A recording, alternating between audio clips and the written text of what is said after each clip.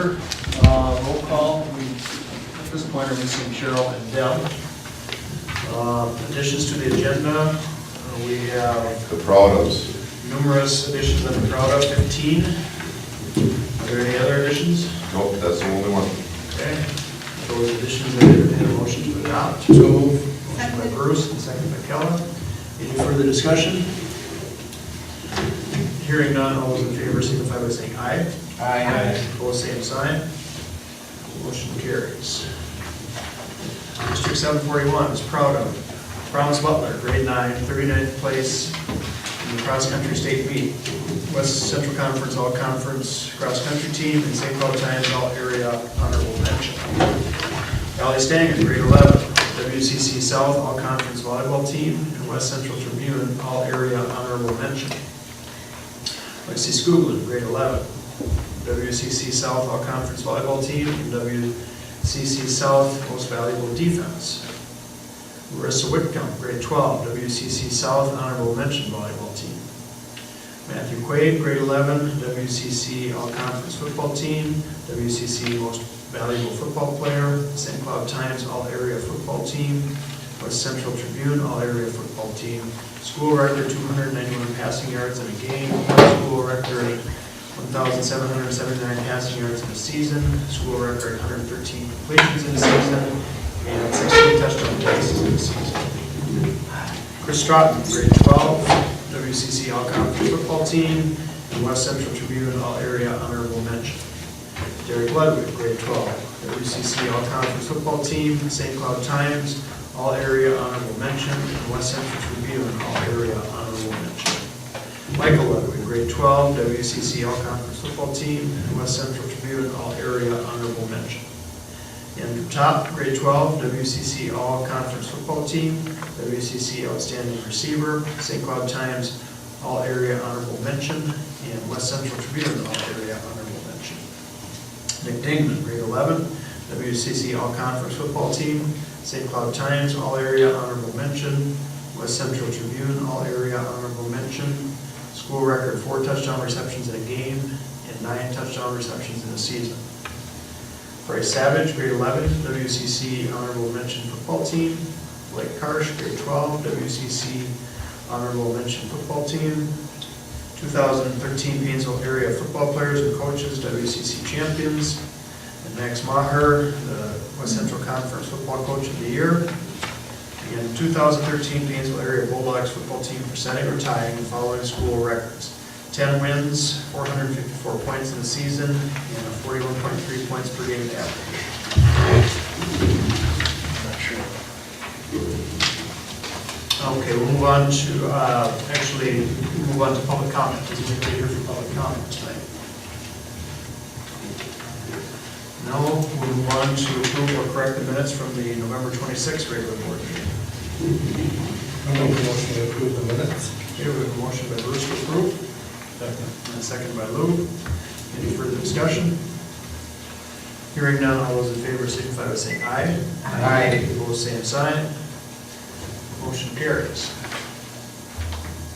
We've got no items on the consent agenda, so we're going to move on to business. And I'm going to call review truth and taxation information for taxes payable in 2014. We've got Steve Pumper here from PMA. Walk us through this. You good? I can click for you, I can handle that much. Thanks, appreciate that. Mr. Chair, Board Member, Superintendent, and public, Steve Pumper with PMA Financial.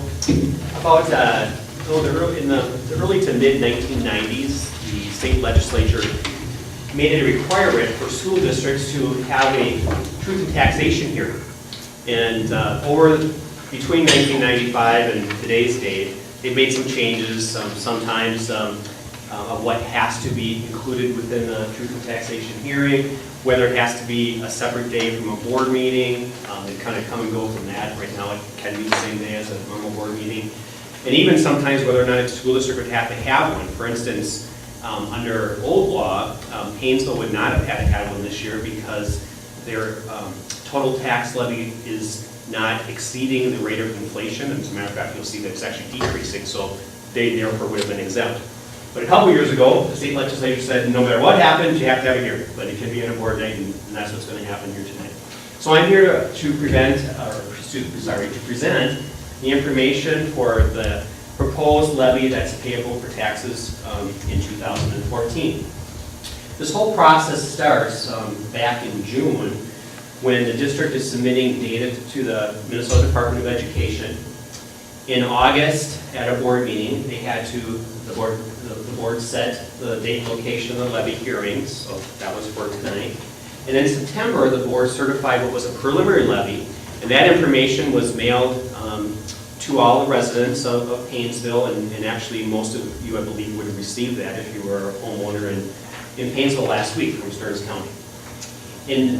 Actually, that happens in November. And then December is what's happening tonight. We're having a public hearing, and then the board will have to certify a levy and give that to the county auditor before the end of December.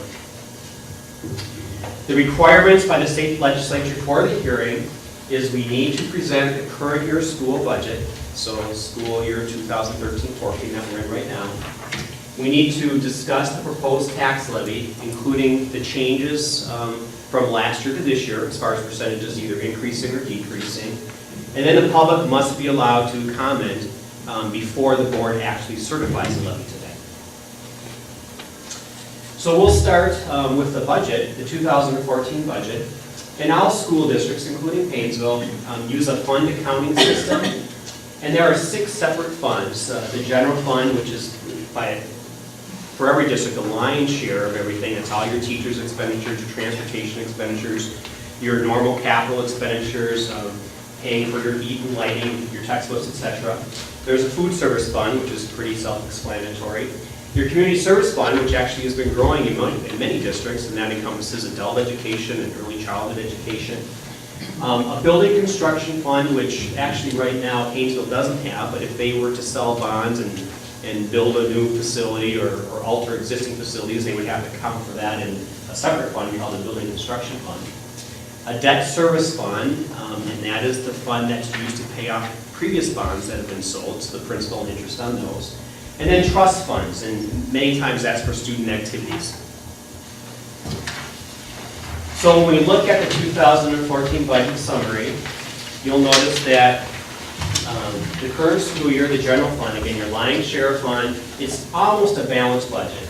The board's approved $9,424,787 of revenues coming in, and expenditures that just exceed that, $9,462,294. So it's technically a deficit budget by $37,507, so we call it pretty close to being balanced. And just to give you a reference point, last year's budget, the 2013 budget, had a deficit of, the budget deficit of $283,000 roughly. So certainly there's been some progress made on the budget that's been proposed by the board for fiscal year 2014. The food service fund is just slightly deficit budget by about $13,000. The community service fund is actually a surplus budget by $12,000. And your debt service fund right now has about a $100,000 deficit budget year, and that's due to the fact of how much revenue has come in from the past, that you've collected more taxes than you would need to make for your principal and interest payments for this coming year. Therefore, you don't need to collect as much coming up as well. And then your agency fund is a balanced budget. If we look at where do the revenues come from, or how they're split to by fund, again, the general fund receives 85% of all the revenues, whether they come from the state, the federal, or the local government. The next piece of the pie is your debt service fund with 7%. Your food service funds generate 5%, maybe at 3%, and your trust fund is just barely negligible, it being only $500-some. Where do the dollars actually come from to support those programs? 72% comes from the state of Minnesota. 16% comes from the local effort, so the taxes that the board is collecting right now, and these would have been the taxes that were collected last year in 2013 and supporting this year's budget right now. Federal aid supports 4%, and there's other categories like That would be like your food service dollars that people pay, or community ed fees, perhaps. If you come to a basketball game here and pay admission fees, that's what would be included in the other category of revenue. Expenditures by fund. So again, they're going to mirror very, very closely the revenues because your budget's fairly balanced on both sides of the equation. So general fund, 85% of all your expenditures go to the general fund, 7% for the debt service fund, 5% for food service, community service, 3% in the trust fund. It doesn't even register in your total, the dollar amount. What's probably more important is when those dollars come in, where are they allocated? How are they spent? 39% go directly into the classroom. However, because the state requires us to report some special types of classroom activities, we really want to add some categories together. So for instance, vocational education is a separate category, but it's just the same as an English class, except they're teaching voc ed there as well. So 1% of all your dollars get expended on that program. And special education instruction, so again, students who are being served in the classroom, but they're identified as needing some special services, 15% goes directly to the classroom to service those students as well. So you're up to 55% of direct classroom instructional services. And then you also could add your instructional support services, that 3% there as well. And those would be some of your classroom aides and your counselors, etc. Then if we go kind of around the rest of the pie, district support services, 2%. That would be some secretarial, your bookkeeper, etc. would be there. Administration, 5%. Fiscal and other fixed cost programs, that's mostly your debt service, so your principal interest again on your debt. Sites and buildings would represent your utilities and your maintenance workers. Pupil support services, again, that would be secretarial and counselors and some nurses, and actually in that category would be your transportation as well. Now we get to the proposed taxes that will be payable in 2014, and we split these up into 3 different categories. And when I say we, the state does. The first category is called the general fund levy, and I listed all the major categories that are included in the general fund levy, and they show what was actually collected in 2013 by category, what is being proposed for the taxes in 2014, the change in the dollar amount, and the change in the percentage.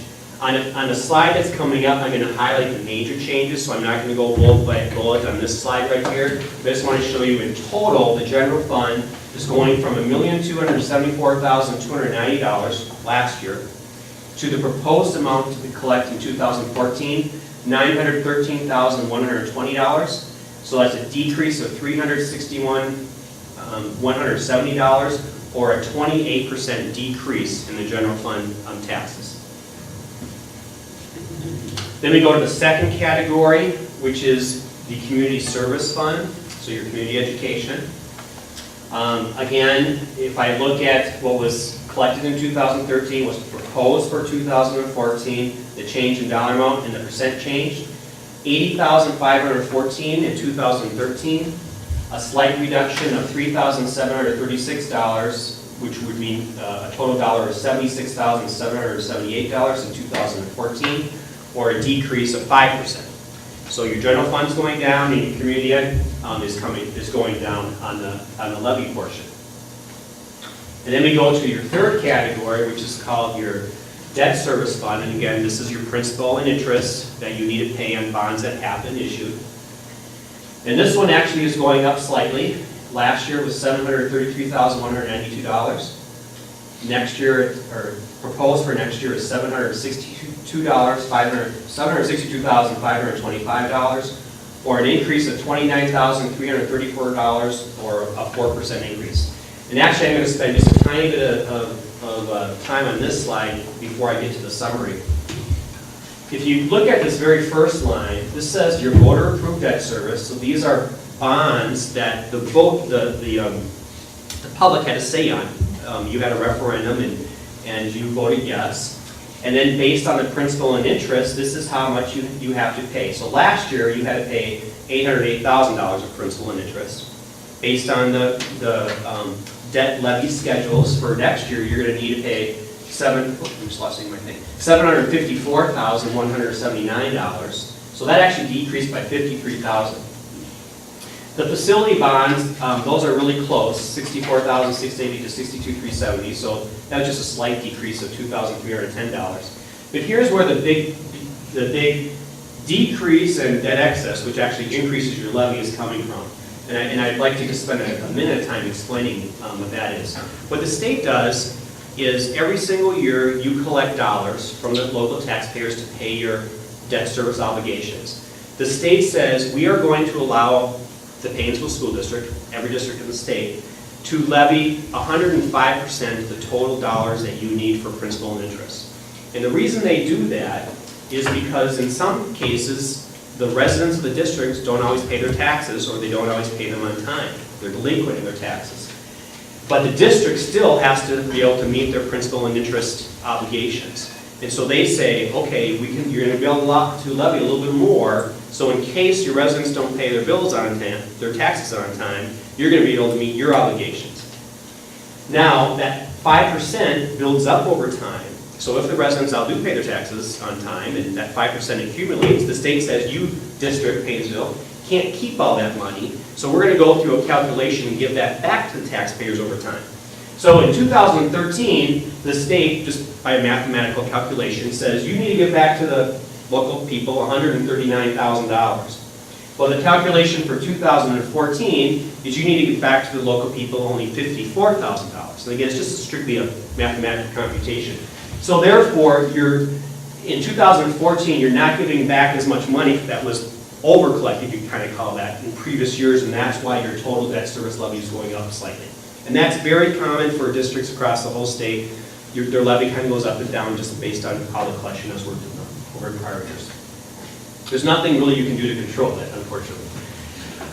So then when you add all three categories together, the general fund, your community service fund, and your debt service fund, the total taxes that were collected in 2013, $2,087,996.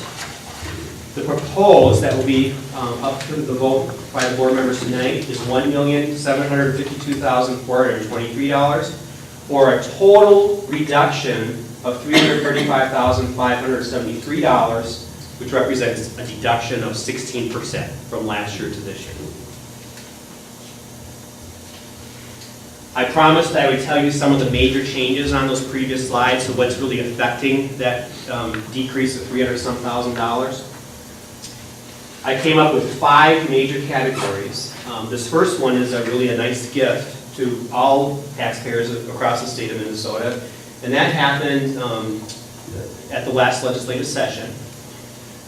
When districts have an operating referendum in place, which Paynesville does, some districts qualify what's called equalization aid. So instead of collecting dollar for dollar from the local people to pay that dollar amount that the voters approve, the state said, we'll kick in. And that's kind of based on property wealth within the district. Some districts qualify for 0. Some districts qualify for a significant amount. Well, the state actually added more money into that program last year, and Paynesville benefited by being able to collect $100,000 more in equalization aid, so coming from the state as opposed to coming from the local taxpayers. So that's really a big benefit to the local taxpayers. The second reason your levy is going down is a decrease in health safety expenditures, and that's going down by $76,000. So projects that are being identified by the district that have to be done over time are going down, and they're told dollar amounts, so they don't have to collect as much money from the local taxpayers to pay for those. A third major item is the end of the judgment levy that you have had with Johnson Controls. So last year was the last year you had to pay that, so you lost roughly $130,000 of levy that you had to collect from taxpayers for that. Then this fourth item, it's all lumped together. I call it the net impact of prior year adjustments. That very first slide I showed you, talked to you about the whole levy process and that people have to start submitting data to the state back in June, where they're guessing on a lot of things, especially the biggest thing is they're guessing on enrollment. How many pupils are we going to have? And so what the state does is say, okay, we're going to use your estimates for pupil units, and you're going to collect dollars based on that, but we're always going to go back for the prior 3 years and revise your levies based on how many kids actually did show up in each of those years. There's some other categories as well. And so you always have adjustments, every district has adjustments every year to reconcile those things from prior years. And in this case, you actually are adding to your local levy by just $3 short of, $23 short of $43,000. And then the piece I already talked about is the principal and interest for your bond payments have gone down by $56,000. So the total net impact of the major changes is $319,582, which represents almost the entire total of the changes. I mentioned that last week you should have received from Stearns County your proposed property taxes payable in 2014. Looks like that. I brought a sheet here as well, the same one. That tells you about the location, time, and date of the hearing, and that may be in fact why you're here as well. I would say that some people sometimes get confused. When you look at your valuation on the top, they think the hearing is to actually discuss the valuation of your property, and that's not true. That happens at the county level. So the district has no control over the valuation of your piece of property. And the other piece is the district only controls this one section of your total taxes, and that's obviously underneath the school district section. So in your case, you have taxes that you're collecting from Stearns County. You're also you're paying taxes for the Paynesville Township. You do have a special taxing district, and there is no tax increment taxes for your for people who live in Paynesville. So when we look at a tax statement, the one I'm looking at here right now, their taxes, their school district portion of their taxes, decreased by 17% from last year to what's proposed in 2014. In all fairness, the valuation of this piece of property I'm looking at decreased by 3%. So you should be, residential homeowners, if their property valuation stayed the same, so it didn't decrease or increase, you should be around that 15 to 16% decrease in total taxes from what you paid last year to what you're expected to pay in 2014, provided that the board certifies this levy at that dollar amount. I do want to point out that the state does offer some property relief to certain homeowners who qualify for it. You can go to this website right here to find out if the forms and instructions to see if you do qualify for some tax relief as well. And then the board, or the superintendent, would be recommending to the board to certify a levy to the penny for $1,752,423.03, and that will be happening on tonight's agenda.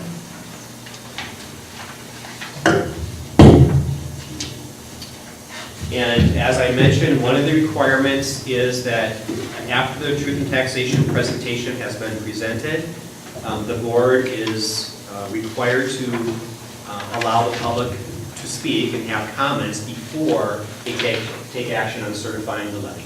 And so at this point in time, I'll turn it back to the board chair and allow for those questions to take place. Thank you, Steve. Are there any questions from any of you regarding the taxes? Any comments?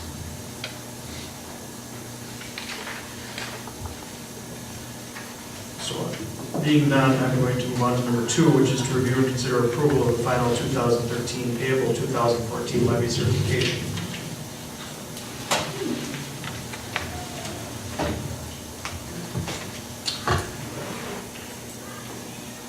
Any questions from the board or comments from Bob? No, certainly recommending that we approve. Second. Okay, we have a motion by Lou and a second by Deb to certify the 1.752 423.03. Any further discussion? I have just a couple quick questions. We have this deal from the Minnesota Department of Education, and on there it says the decrease is $335,000, and the major changes are $319,000. The others are kind of smaller changes that are somewhere else in the system. Yep. But that number, if we take all the changes, equals this one. Correct. Okay, gotcha. Okay. Anything else? Hearing none, all those in favor signify by saying aye. Aye. Opposed, same sign. Motion carries.